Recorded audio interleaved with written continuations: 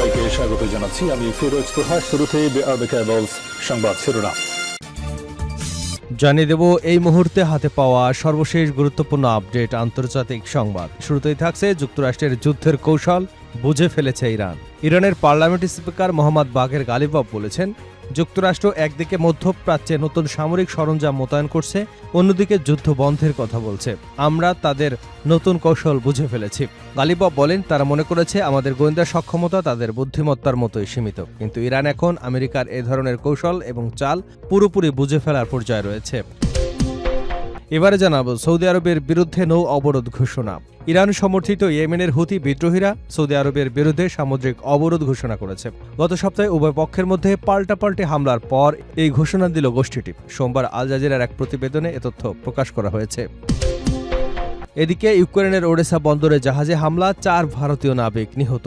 ইউক্রেনের ওডেসা বন্দর থেকে শস্য বোঝাই করা একটি কার্গো জাহাজ ছেড়ে যাওয়ার সময় হামলায় 4 ভারতীয় নাবিক নিহত হয়েছেন। এ ঘটনায় আরও একজন ভারতীয় গুরুতর আহত হয়ে হাসপাতালে চিকিৎসাধীন। হামলার ঘটনায় তীব্র নিন্দা জানিয়েছে ভারত। জানাবো দক্ষিণ লেবাননের শহর থেকে এখনও পিছু হটেনি ইসরায়েলি বাহিনী। দক্ষিণ লেবাননের বিভিন্ন শহর থেকে ইসরায়েলি বাহিনী নিয়ন্ত্রণ প্রত্যাহার এবং লেবানন সেনাবাহিনীর পুনরায় নিয়ন্ত্রণের খবর নিয়ে অসন্তোষ ও বিভ্রান্তি তৈরি হয়েছে। সোমবার লেবানিজ সেনাবাহিনীর অপহৃত ও নিয়ন্ত্রিত এলাকাগুলো পুনরুদ্ধারের দাবি করলেও তা অস্বীকার করেছে লেবাননের ফ্রাউন শহরের মেয়র হাসান বজ্জি।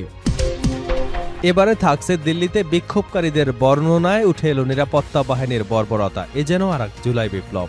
ভারতের রাজধানী নয়াদিল্লিতে ককরোচ জনতা পার্টির চলো সংসদ কর্মসূচিকে ঘিরে সোমবার ব্যাপক উত্তেজনা ছড়িয়ে পড়ে। সংসদের দিকে অগ্রসর হবার চেষ্টা করলে বিক্ষোভকারীদের ঠেকাতে দিল্লি পুলিশ এবং rapid action force tear gas lathi charge করে। এই সময় কয়েকটি এলাকায় বিক্ষোভকারী ও নিরাপত্তা বাহিনীর মধ্যে সংঘর্ষের ঘটনা ঘটে।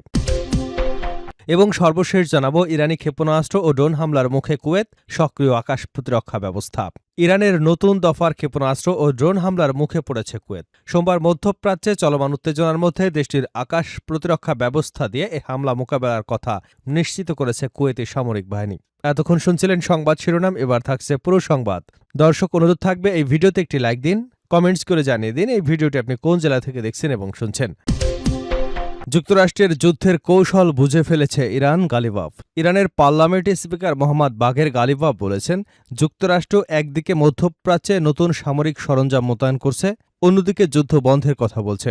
আমরা এখন তাদের কৌশল বুঝে ফেলেছি। খবর আল জাজিরার। সময় সামাজিক যোগাযোগ মাধ্যম এক্সে দেওয়া এক পোস্টে গালিবাফ বলেন, আমেরিকানরা প্রতিনিয়ত এই অঞ্চলে নতুন সামরিক সরঞ্জাম নিয়ে আসছে, আবার দাবি করছে তারা যুদ্ধ থামাতে চায়। তিনি আরও বলেন, তারা মনে করেছে আমাদের গোয়েন্দা সক্ষমতা তাদের বুদ্ধিমত্তার মতোই সীমিত, কিন্তু ইরান এখন আমেরিকার এই ধরনের কৌশল এবং চাল পুরোপুরি বুঝে ফেলার পর্যায়ে পৌঁছে গেছে। গালিবাফের মতে শুধু কথায় নয়, বাস্তব কর্মকাণ্ডে শান্তির প্রমাণ থাকতে হবে, দাবির সঙ্গে কাজের মিল থাকতে হবে, পরস্পর বিরোধী হওয়া চলবে না। ইরান ও যুক্তরাষ্ট্রের মধ্যে সাম্প্রতিক সময় উত্তেজনা অব্যাহত রয়েছে। দুদেশের মধ্যে যুদ্ধবিরতি সমঝোতা নিয়ে আলোচনা হলেও উভয় পক্ষই একে অপরের বিরুদ্ধে চুক্তি লঙ্ঘনের অভিযোগ করে আসছে। এ পরিস্থিতিতে গালিবাফের মন্তব্যকে ওয়াশিংটনের প্রতি তেহরানের কঠোর বার্তা হিসেবে দেখা হচ্ছে। সৌদি আরবের বিরুদ্ধে নৌ অবরোধ ঘোষণা। ইরান সমর্থিত ইয়েমেনের হুতি বিদ্রোহীরা সৌদি আরবের বিরুদ্ধে সামুদ্রিক অবরোধ ঘোষণা করেছে। গত সপ্তাহে উভয় পক্ষের মধ্যে পাল্টাপাল্টি হামলার পর এ ঘোষণা দিল গোষ্ঠীটি। সোমবার আল জাজিরার এক প্রতিবেদনে এ তথ্য প্রকাশ করা হয়েছে। হুদিদের সামরিক মুখপাত্র ইয়াহিয়া সারি এক বিবৃতিতে বলেন, চোখের বদলে চোখ নীতির ভিত্তিতে সৌদি আরবের বিরুদ্ধে তাৎক্ষণিক সামুদ্রিক অবরোধ কার্যকর করা হয়েছে। সারি অভিযোগ করেন, ইয়েমেনের রাজধানী সানার আন্তর্জাতিক বিমানবন্দরের ওপর অব্যাহত অবরোধ অগ্রহণযোগ্য এবং এটি আর মেনে নেওয়া হবে না। তিনি আরও বলেন, অবরোধের জবাব অবরোধ দিয়েই দেওয়া হবে। এই প্রতিটি উত্তেজনার জবাব আরও কঠোর উত্তেজনার মাধ্যমে দেওয়া হবে। হুতিদের দাবি, গত সপ্তাহে সানা আন্তর্জাতিক বিমানবন্দরে হামলার জন্য সৌদি আরব দায়ী। এর প্রতিশোধ হিসেবে তারা সৌদি আরবের অবস্থা আন্তর্জাতিক বিমানবন্দর লক্ষ্য করে হামলা চালিয়েছে। ইয়াহিয়া সারি আরও বলেন, ইয়েমেনের সশস্ত্র বাহিনী সব ধরনের সম্ভাব্য পরিস্থিতি মোকাবেলায় সম্পূর্ণ প্রস্তুত। সৌদি আরবের যে কোনো বেপরোয়া পদক্ষেপের উপযুক্ত জবাব দেওয়া হবে। তিনি ইয়েমেনের জনগণের প্রতি সাধারণ সমাবেশ ও অস্ত্র ধারণের আহ্বান জানিয়ে বলেন, সবাইকে সম্ভাব্য সব পরিস্থিতির জন্য প্রস্তুত থাকতে হবে এবং যুদ্ধক্ষেত্রে যোদ্ধাদের সহায়তা করতে হবে। ইউক্রেনের ওডেসা বন্দরে জাহাজে হামলা, 4 ভারতীয় নাবিক নিহত। ইউক্রেনের ওডেসা বন্দর থেকে শস্য বোঝাই একটি কার্গো জাহাজ ছেড়ে যাবার সময় হামলায় 4 ভারতীয় নাবিক নিহত হয়েছেন। এ ঘটনায় আরও একজন ভারতীয় গুরুতর আহত হয়ে হাসপাতালে চিকিৎসাধীন রয়েছেন। হামলার ঘটনায় তীব্র নিন্দা জানিয়েছে ভারত। সোমবার এক বিবৃতিতে ভারতের পররাষ্ট্র মন্ত্রণালয় জানায়, গিনি-বাসাউরের পতাকাবাহী কার্গো জাহাজ এমবি গোল্ডেন লিও 19 জুলাই সন্ধ্যায় হামলার শিকার হয়। জাহাজটিতে মোট 17 জন নাবিক ছিলেন, যার মধ্যে 5 জন ছিল ভারতীয়। ভারতীয় পররাষ্ট্র মন্ত্রণালয়ের ভাষ্য অনুযায়ী হামলায় 4 ভারতীয় নাগরিক নিহত হয়েছেন এবং একজন গুরুতর আহত অবস্থায় হাসপাতালে চিকিৎসা নিচ্ছেন। কৃষ্ণ সাগর অঞ্চলে নতুন করে উত্তেজনা বৃদ্ধির পর ভারতীয় নাবিকদের প্রাণহানির ঘটনাগুলোর মধ্যে একটি অন্যতম ভয়াবহ বলে মনে করা হচ্ছে। ঘটনার তীব্র নিন্দা জানিয়ে ভারত বলছে, বাণিজ্যিক জাহাজ ও নিরীহ নাবিকদের লক্ষ্য করে হামলা কোনোভাবেই গ্রহণযোগ্য নয়।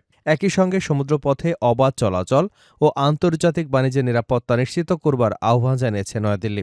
বিবৃতিতে আরও বলা হয়, বাণিজ্যিক জাহাজে হামলা চালিয়ে বেসামরিক নাবিকদের জীবন ঝুঁকির মুখে ফেলা এবং সমুদ্রপথে অবাধ চলাচল ও বাণিজ্যে বাধা সৃষ্টি করা অত্যন্ত নিন্দনীয়। এ ধরনের হামলা থেকে বিরত থাকার জন্য সংশ্লিষ্ট পক্ষগুলোর প্রতি আহ্বান জানিয়েছে ভারত। দক্ষিণ লেবাননের শহর থেকে এখনও পিছু হটেনি ইসরায়েলি বাহিনী। দক্ষিণ লেবাননের বিভিন্ন শহর থেকে ইসরায়েলি বাহিনীর নিয়ন্ত্রণ প্রত্যাহার এবং লেবানন সেনাবাহিনীর পুনরায় নিয়ন্ত্রণের খবর নিয়ে অসন্তোষ ও বিভ্রান্তি তৈরি হয়েছে। সোমবার লেবানিজ সেনাবাহিনীর অপহৃত ও নিয়ন্ত্রিত এলাকাগুলো পুনরুদ্ধারের দাবি করলেও তা অস্বীকার করেছে লেবাননের ফ্রাউন শহরের মেয়র হাসান বাজ্জি। মেয়র হাসান বাজ্জি আল জাজিরাকে দেওয়া এক সাক্ষাৎকারে জানান, লেবানিজ সেনাবাহিনীর আওতায় আল গারবিয়া শহরে এখনও মোতায়েন শুরু করতে পারেনি, কারণ ইসরায়েলি বাহিনী শহরটির বহির্বিভাগ বা সীমানা এলাকা থেকে এখনও সম্পূর্ণ প্রত্যাহার করা হয়নি। তিনি আরও বলেন, এগুলো স্রেফ মুখের কথা। ফ্রাউন শহরে নতুন অগ্রগতি বা বাস্তব পরিবর্তন হয়নি, পরিস্থিতি আগের মতোই রয়ে গেছে। অবশ্য আঞ্চলিক স্থিতিশীলতা ফেরাতে ইসরায়েল কর্তৃক দখলকৃত দক্ষিণ লেবাননের শহরগুলো ফিরিয়ে দেওয়ার লক্ষ্যে সোমবার থেকে আনুষ্ঠানিকভাবে পাইলটজন কার্যক্রম পরিচালনা শুরু করা হয়েছে। দিল্লিতে বিক্ষোভকারীদের বর্ণনায় উঠে এলো নিরাপত্তা বাহিনীর বর্বরতা। এ যেন আরেক জুলাই বিপ্লব। ভারতের রাজধানী নয়াদিল্লিতে ককরোচ জনতা পার্টির চলো সংসদ কর্মসূচিকে ঘিরে সোমবার ব্যাপক উত্তেজনা ছড়িয়ে পড়ে। সংসদের দিকে অগ্রসর হবার চেষ্টা করলে বিক্ষোভকারীদের ঠেকাতে Delhi police, rapid action force এবং টিয়ার গ্যাস নিক্ষেপ ও লাঠিচার্জ করে। এ সময় কয়েকটি এলাকায় বিক্ষোভকারী ও নিরাপত্তা বাহিনীর মধ্যে সংঘর্ষের ঘটনাও ঘটে। সংসদ ভবনের দিকে যাওয়ার পথে সংসদ স্ট্রিট, কনট প্লেস এবং বিশেষ করে প্যাটেল চৌক ও মেট্রো স্টেশন এলাকায় সবচেয়ে বেশি তীব্র সংঘর্ষের ঘটনা ঘটে। বিক্ষোভকারীরা ব্যারিকেড ভাঙার চেষ্টা করলে নিরাপত্তা বাহিনী একাধিক টিয়ার সেল নিক্ষেপ করে এবং লাঠিচার্জ চালায়। প্রত্যক্ষদর্শীদের মতে কিছু বিক্ষোভকারী কাঁচ এবং প্লাস্টিকের বোতল ছুড়ে মারেন। হিট নিউজে প্রশ্নপত্র ফাঁসের ঘটনার দায় নিয়ে কেন্দ্রীয় শিক্ষামন্ত্রী ধর্মেন্দ্র প্রধানের পদত্যাগ এবং শিক্ষা ব্যবস্থার সংস্কারের দাবিতে হাজারো শিক্ষার্থী ও সমর্থক কনট প্লেস থেকে জনপথ হয়ে সংসদ মার্গের দিকে পদযাত্রা শুরু করে। তবে সংসদ মার্গের প্রবেশমুখের আগে থেকেই ব্যারিকেড সরিয়ে তাদের অগ্রযাত্রা আটকে দেয় পুলিশ। শিক্ষার্থীর সংগঠন অল ইন্ডিয়া স্টুডেন্টস অ্যাসোসিয়েশনের দাবি, তাদের দিল্লি বিশ্ববিদ্যালয় শাখার এক নেতা রাবিনের বাম হাত ভেঙে গেছে। এছাড়া আরও কয়েকজন কর্মী ঘাড়, পিঠ এবং হাত ও পায়ে গুরুতর আহত হয়েছেন। সংগঠনটির অভিযোগ, এক শিক্ষার্থীর কাঁধ নড়ে মারাত্মক জখম হয়েছে। নারী বিক্ষোভকারীদের উপর পুলিশ লাঠিচার্জ করেছে। টিয়ার গ্যাসে আক্রান্ত এক বিক্ষোভকারী বলেন, সকাল থেকে তারা শান্তিপূর্ণভাবে আন্দোলন করছিলেন। চারদিকে ব্যারিকেড থাকায় নিরাপদে সরে যাবার পথও ছিল না। অনেক শিক্ষার্থী অভিযোগ করেন, নিরাপদে বেরিয়ে আসার চেষ্টা করলেও পুলিশ সহযোগিতা না করে তাদের উপর লাঠিচার্জ করে। পরে তারা নিজেদের রক্ষার রাস্তার পাশে থাকা যানবাহনের আড়ালে আশ্রয় নেন।